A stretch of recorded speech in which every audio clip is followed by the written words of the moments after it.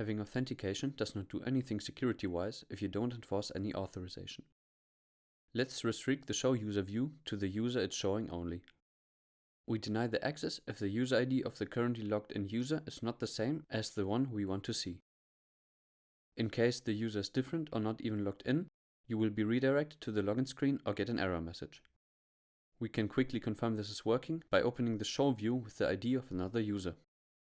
We can take another ID from the Data Explorer tool from IHP. In this case, I can view the page because the user I'm trying to see is not myself. Another use case would be to restrict posting only to logged in users. We can do that by adding a ensure is user to the top of the actions we want to restrict. That way we can also tie the user to the post and display who made the post in the show post view.